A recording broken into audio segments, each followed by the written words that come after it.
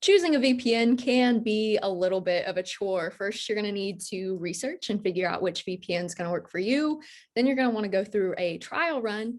But then I think the real test comes. You need to see how fast that trial goes with your internet once the VPN is set up to your machine and your network. Why do all of that when you can have an expert do it for you?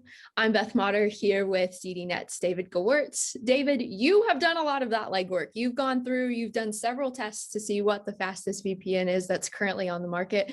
Why don't you go ahead and walk us through what those tests look like? Okay, so there's a variety of ways to figure this thing out, but remember that everybody's VPN is going to be a little different because you're in a different location. You're on the East Coast, for example, I'm on the West Coast. People are in different countries, and they're usually using VPNs to move them to yet other countries. So your performance is going to be a little different. For my set of tests, and I tested 5 VPNs over the course of about 2 weeks, I started with a raw Windows install so that everything was consistent across each individual test. And then for each install, what I would do is do tests to a variety of countries, and when possible, repeat the vendor, the ISP in each of those countries. So I tried India and Sweden and Taiwan and Russia and either Australia or New Zealand, and tried to get out to those countries for each of the VPNs I tested, and then tested upload speed, download speed, and latency and ping time. I also tested how long it takes to establish the connection, because it turns out that some of them take quite a bit longer to connect to the VPN than others. And that can get annoying, especially if you're connecting on and off in different places.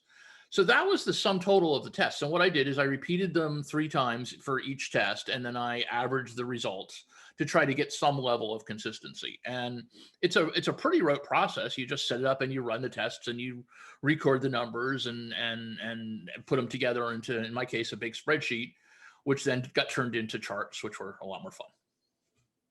Charts make everything a lot easier to read, but they're definitely a lot more fun. Yeah.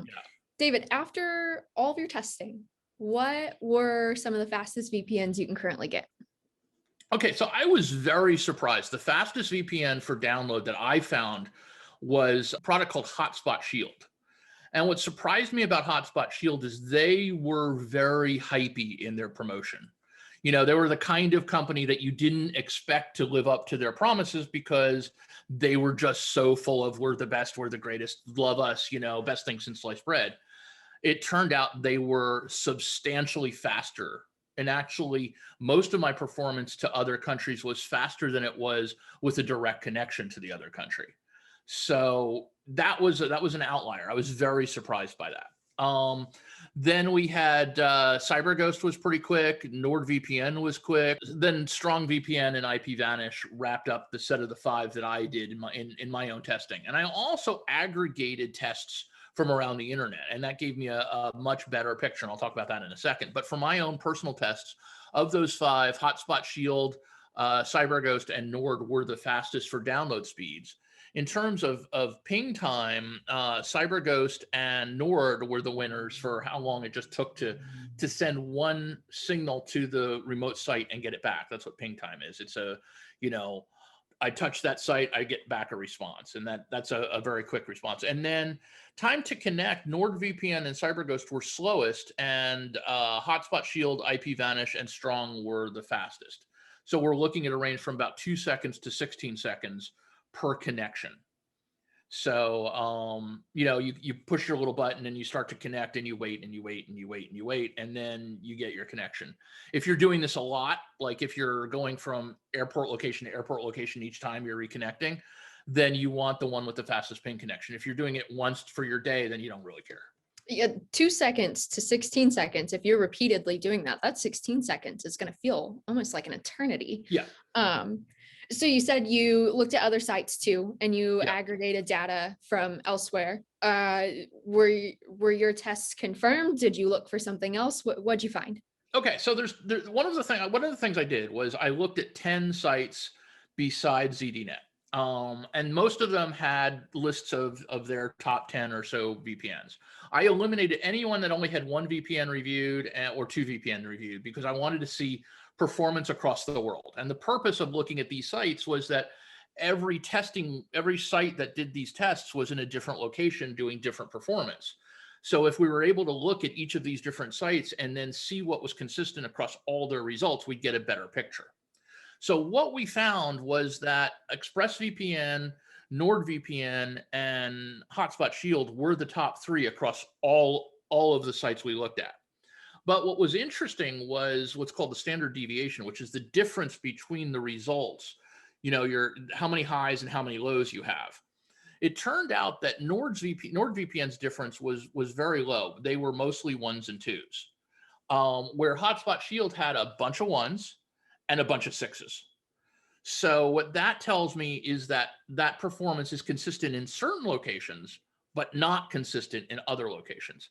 And the same applies to a few of the others. So what we found was that if you're looking for the truest, most consistent set of results across all 10 plus ZDNet sites, then NordVPN was the fastest and the most consistent. If you're looking for what was just the fastest, but not as consistent across all the test points, then Hotspot Shield showed up pretty well, as did ExpressVPN. So from that, what do you take out of it? Well, the fact is almost all of these companies have 30 to 45 day money back guarantees. And the reality is your mileage is going to be different from everybody else's. Your mileage may vary. So what you really need to take out of this is you need to test it in that 30 to 45 days and find out how it performs for you, especially if you're just at home and you're working from home, then that's easy. But if you're traveling between home and office, or you're going to your favorite coffee shop, if there still exists, or you're going to the airport and you're allowed to do that, you should test in those environments, because that's the kind of environment you're working in, and see whether you're getting the numbers you need. Because really the bottom line is, what our tests can eliminate, you're having to look at the 500 VPNs out there and narrow it down to say 3 or 4 to start with, but you should check those 3 or 4 for what works best for you. Yeah, absolutely. And like you said, my mileage, your mileage, they're going to be totally different, completely different locations. That's why those trial periods exist. Yeah. Anything else, David? I would say that things to look at, and if you're looking at choosing a VPN, you want to look for a VPN that has something called a kill switch. What that means is that if the VPN ceases to function, it doesn't just let your data go out. What it does is it shuts off your internet connection. That's a really important thing to keep in mind, because again, if you're in a coffee shop somewhere and the VPN itself quits for some reason, without the kill switch, now your data is free and open to go out to everyone. What you want is to have it decide, I don't have a connection, I am just going to shut you on down. And that way you're careful about that. Other things to keep in mind are what you're using the VPN for. Are you using it just to protect your login information, or are you using it because you're concerned about stalkers, or you're an activist or something like that? If you're just protecting your own information and you're in a coffee shop, or then most of these VPNs will do fine for you. If you are using the VPN to protect your life, then you need to do additional research. No one of these articles will be enough. You need to go onto forums. You need to go to groups that are like you to see what they say and what they experience, because many people, well, not many people, but a significant percentage of people use VPNs to protect their lives in certain ways. And for that, be more serious than just reading one review. Yeah, that's a really good point. If you want to be serious about it, you're going to have to do a little bit more work.